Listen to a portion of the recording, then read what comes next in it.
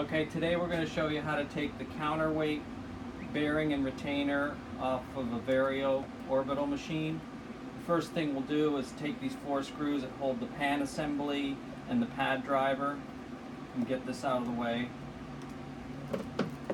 And that'll expose the counterweight assembly, and here's the bearing and retainer. This is what we want to change out. Sometimes this bearing over time goes bad due to moisture or corrosion or whatnot. So the first thing we'll do is take a 1-inch wrench, or I'm using a crescent wrench here, and on the back side, if you come around to the side here, you really won't be able to see it. You gotta kind of feel for it. It's a 1-inch nut.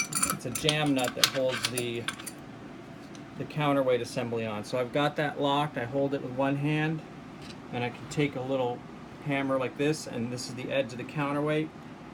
Give it a pop and it'll break loose.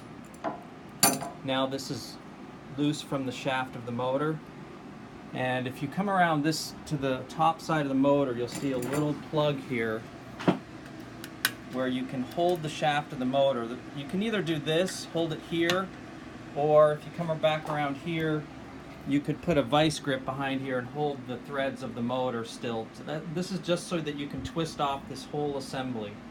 I like to do it this way. I find it easier. It's kind of hard to get vice grips in behind this plate.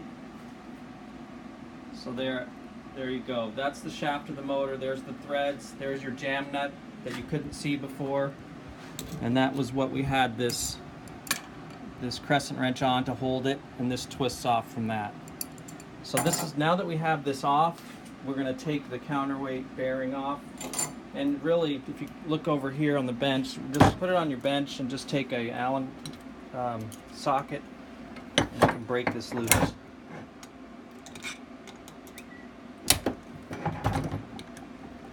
You can't get to these nuts from the back side unless you take this whole thing off, which is why we needed to do that. Just 2 Allen head bolts that hold that bearing and retainer assembly on. Once we get those 2 out, this is the piece right here. This can be saved. This assembly here is what we're going to replace. So that's how you take it all apart. Reassembly is the same way.